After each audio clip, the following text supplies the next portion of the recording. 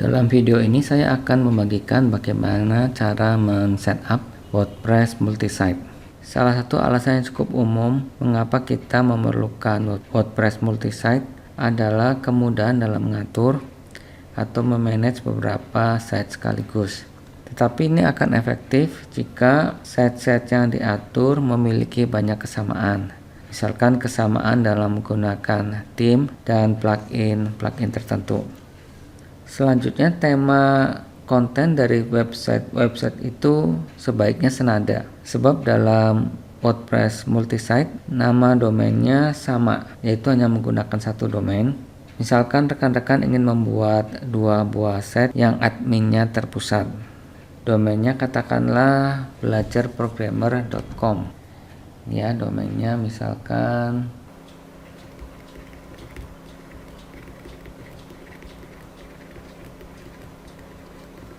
Nah, di dalam site yang menggunakan domain ini, kita akan memiliki konten yang berhubungan dengan misalkan programming website.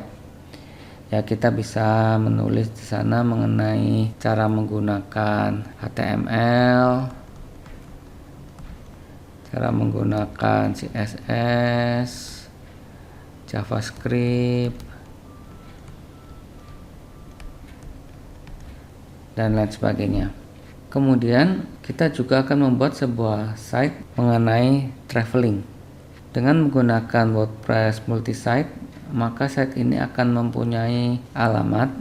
Ya, misalkan kita ingin pakai nama traveling, maka ada dua kemungkinan alamat websitenya. Nah, yang pertama ini sebagai subdomain, misalkan traveling.belajarprogrammer.com. Kemudian yang kedua, nama sitenya bisa seperti ini, belajarprograming.com/traveling. Nah, dari dua kemungkinan nama websitenya terlihat isinya itu kalau dibilang nggak nyambung ya. Walaupun mungkin site-site tersebut sama-sama menggunakan theme atau plugin yang sama. Secara teknikal hal ini sih sah-sah saja. Artinya website bisa berjalan secara normal.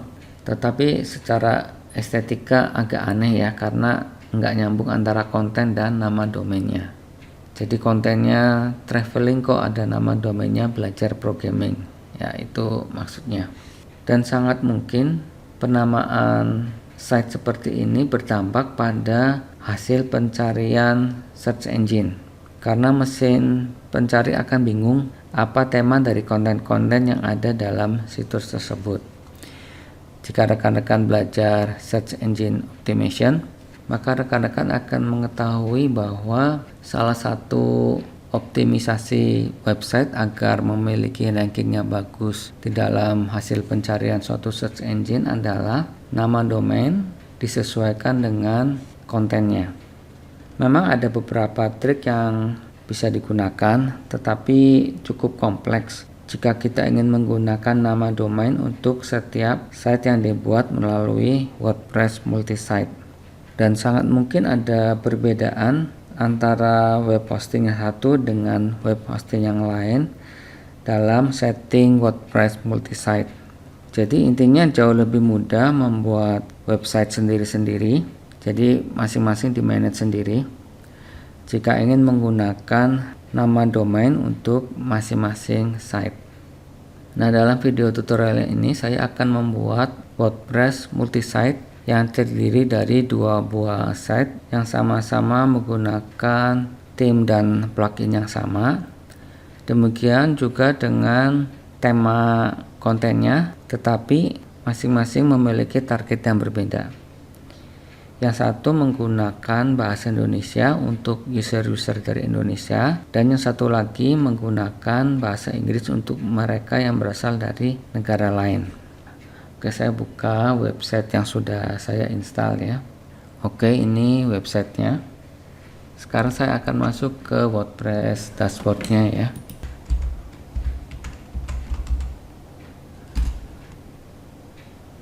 pertama kali yang harus dilakukan dalam men-setup WordPress multisite adalah mengaktifkan fitur WordPress multisite. Jika sudah aktif, maka akan terdapat menu network setup di dalam tools. Nah, ini di menu sebelah kiri ada tools. Nah, di dalamnya itu jika sudah aktif fiturnya akan ada network setup. Kebetulan web hosting di mana saya berlangganan sudah otomatis mengaktifkan fitur ini melalui WordPress installer yang disediakan oleh mereka. Namun jika menu ini tidak ada, rekan-rekan bisa mendownload file wp-config.php-nya dari website yang bersangkutan. Ini saya sudah membukakan aplikasi FTP namanya FileZilla. Nah, saya sudah login. Ini saya sudah masuk ke dalam website saya ya. Nah, di dalam root directory-nya ini ada file wp.config. Nah, ini rekan-rekan bisa mendownloadnya ya. Saya contohkan di sini. Saya download ke sini. Oke, sudah selesai. Nah, sekarang saya akan buka filenya. Ini isi dari file wp-config. Nah, rekan-rekan harus menambahkan statement ini. Define wp allow multisite true ya. Setelah ini ditambahkan, kemudian disimpan dan selanjutnya ini diupload lagi ke website yang bersangkutan. Nah, setelah ini diupload, maka menu ini network setup akan muncul. Jika rekan-rekan menginstal multisite di localhost, file wp-config bisa didapatkan di sini.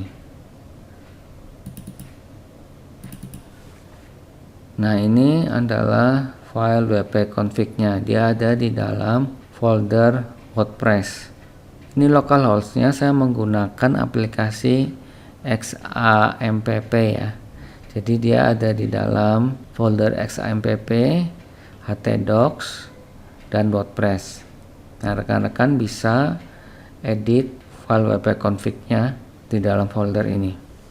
Nah, sekarang saya akan kembali ke website yang ada di dalam web hosting.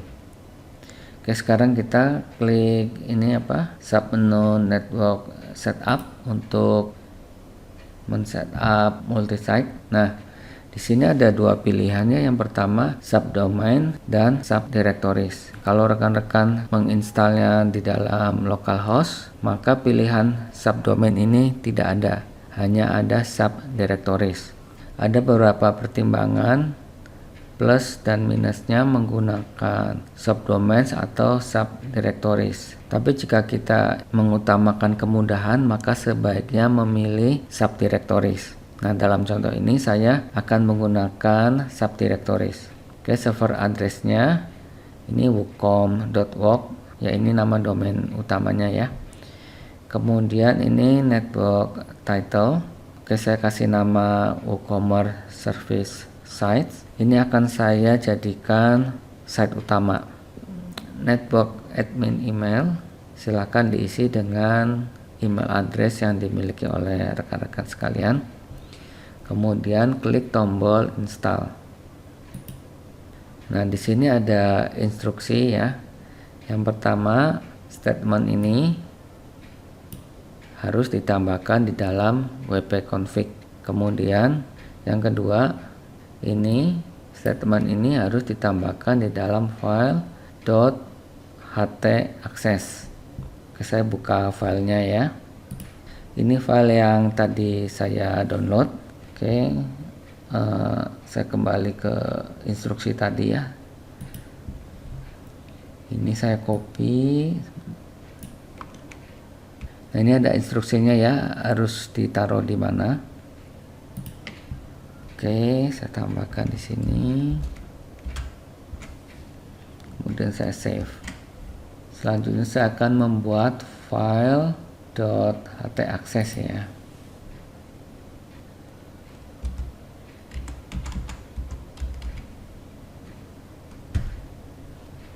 Saya copy statement yang ini.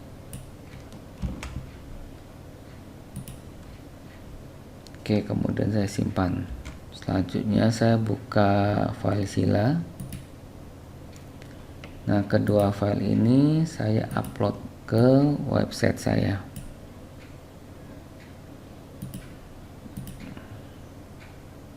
Oke, sudah berhasil. Nah, ini ada instruksi. Setelah step ini komplit, ya kita harus login ulang. Ini saya klik link login.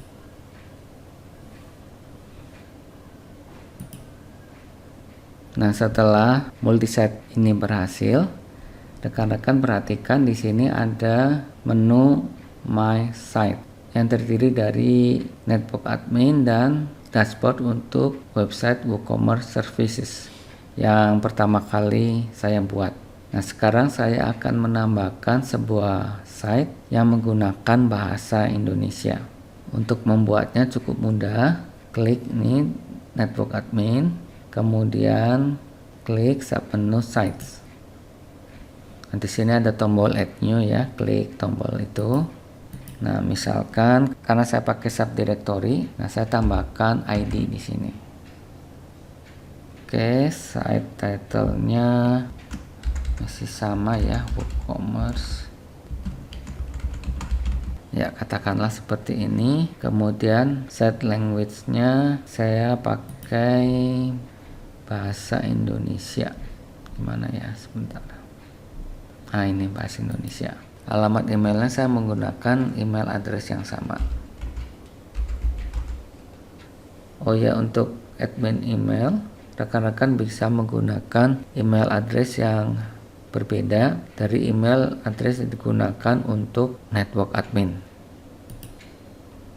Nah, setelah ini selesai dibuat, perhatikan di dalam ini menu My Site sekarang ada dua. Ini mungkin agak membingungkan ya, sebaiknya nama site-nya saya ganti saja sebentar.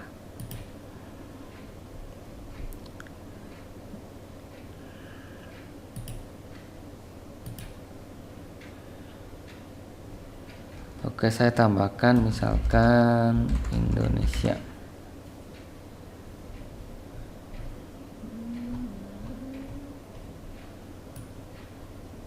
Oke, saya simpan. Sekarang kita lihat ini yang di My Sites. Nah, nama site-nya sudah berubah. Oke, kita coba buka dashboard untuk ini ya, site yang bahasa Indonesia. Nah, terlihat di sini kalimatnya sudah banyak menggunakan bahasa Indonesia. Oke, sekarang saya coba buka ini websitenya. Ini website pertama yang saya sudah buat, dan ini adalah website yang saya buat menggunakan WordPress multisite.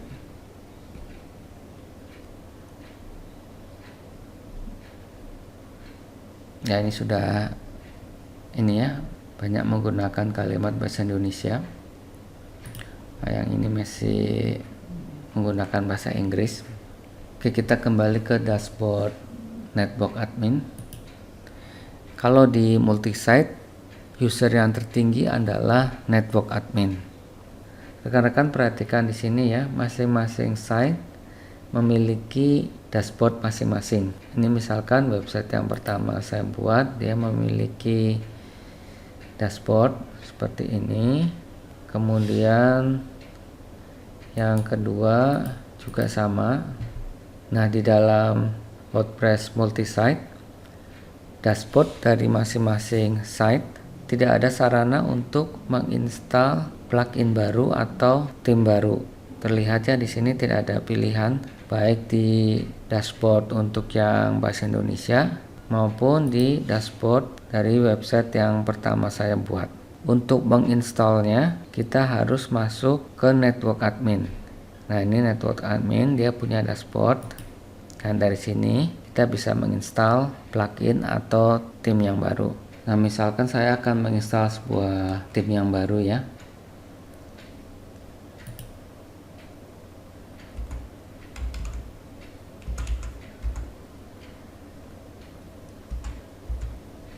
Oke, saya install theme yang ini.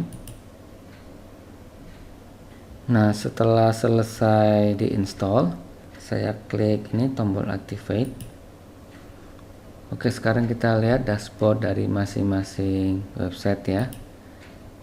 Ini dashboard dari website yang untuk bahasa Inggris. Kita lihat di Teams-nya, nah sudah ada. Demikian juga yang di website untuk bahasa Indonesia. Ini sebelumnya tidak ada. Oke, saya refresh terlebih dahulu. Nah, sekarang sudah ada. Jadi cukup install melalui network admin, maka tim yang bersangkutan akan muncul di dalam website-website yang ada di bawahnya. Demikian juga dengan plugin, kita cukup install satu kali saja, maka plugin tersebut akan muncul di semua website yang kita buat melalui WordPress multisite. Oke, itu saja video mengenai cara men-setup WordPress multisite.